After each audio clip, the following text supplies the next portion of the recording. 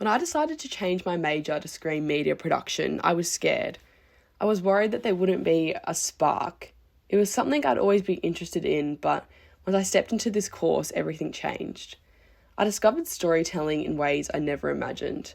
Documentaries that captured real voices, digital postcards that turned small moments into these powerful visuals, and creative videos with my friends that had storylines at the end that even surprised me.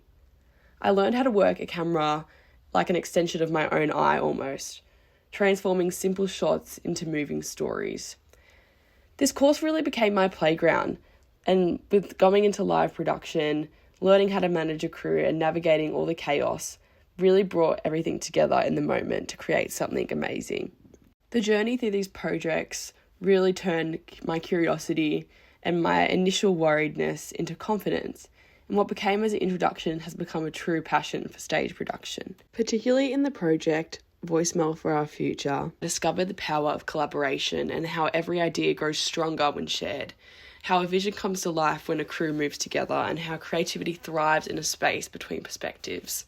What started out as a simple idea turned into something that was simply moving, a message that was so strong and came across so great that it truly made me fall in love with screen media production. Hello and welcome to my BCM 304 pitch. I will be pitching a documentary called Blank Paged BookShelf that centres around the book my dad wrote, called Keepers of the Light by Chris Salmon. From Blank Page to Bookshelf is a documentary about my father's mental and emotional journey of writing a book and the challenges he overcame during the process. In making this documentary, I aim to empower and inspire individuals by showcasing determination, resilience, and the creative process of writing a book, including the perseverance involved in pursuing one's passion. This documentary will take the audience through the highs and lows of pursuing creative endeavours and the personal sacrifices made to fulfil a lifelong dream. The viewers will take in his story in its entirety and the hardships involved with its creative processes. This will be achieved through intimate and raw interviews, captivating visuals, and powerful storytelling, underlying the driving force behind his desire to write the book, including moments of inspiration and clarity to periods of self-doubt and frustration. My case study is Taylor Swift's documentary, Miss Americana. The biggest thing that stood out to me was the portrayal of her raw vulnerability, showcasing the depth of her emotional and mental state while pursuing her creative career, the highs, the lows, and the good and bad. I plan to implement the interview style in this documentary, as she's indirectly talking to the camera, the questions aren't heard from the interviewer, and she's in a comfortable state in her own home in a comfortable location. Another thing I'm considering is the B-roll footage. The B-roll footage is candid moments from backstage concerts or recording studios, and there's pivotal moments in her career, such as receiving awards or making public appearances. The editing style allows for a glimpse into her life beyond what's the spotlight, showing her vulnerabilities, passions, and personal relationships. The voiceover in Miss Americana is narrated by Taylor herself, and it's used to reflect her experiences, thoughts, and emotions throughout her career and personal life. This overall adds depth and intimacy into the storytelling, allowing viewers to connect with her on a personal level. For my second case study, Mark Cavendish Never Enough, I was particularly interested in the narrative structure, as it shows Cavendish's early days as a cyclist to his rise in fame on the international stage.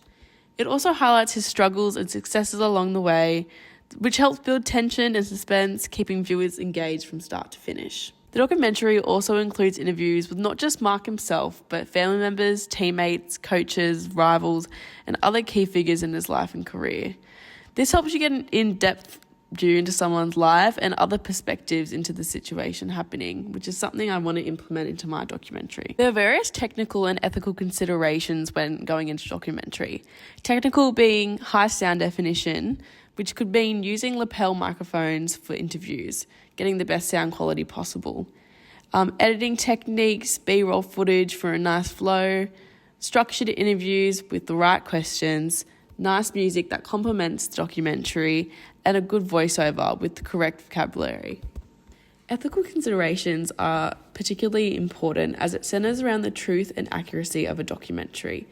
Consent from all participants are particularly important, and you need to be transparent with the people that you're working with. This is where sensitivity comes into play, as you need to be considerate of all situations. The production and planning of my documentary will centre around 4 main locations: my dad's study, the bookstore where the book was published, my home, and my grandparents' home where he grew up. Where I lack is in the editing portion of a documentary. Editing in a documentary is so important. That's why I want to allocate as much time as I can to editing and get everything done within the first month of filming. First, I'll allocate my majority of my time to my dad's study and the intimate interviews with him. Next, I'll move on to September 25th to 27th with the bookstore B-roll. Next, I'll go to my grandparents' house and have an interview with my grandma and my grandpa, which will be allocated from October 1st to 8th, and then tie it all back in with another interview at my dad's study. So basically, to get the book in a publishable format took about 20 years. And during that time, I had written 2 previous stories that were nowhere near being publishable. But this particular one I felt was uniquely Australian. It had an Australian feel to it. It was all about the coastline, it was about the weather, the climate, and its story I felt was uniquely Australian.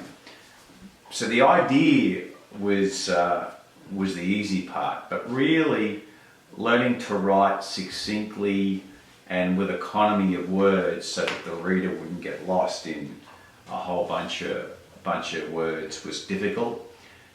And probably halfway through the process I went back to university and did a master's in creative writing, which helped me a lot.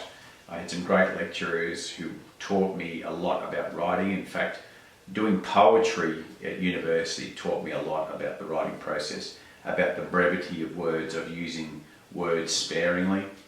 And then that helped me a lot. So after that, I really sort of kicked on, but it still took about a long period of time to write. And at the end, fortunately, because a publisher was interested, they gave me 2 editors to work with the book that helped me enormously.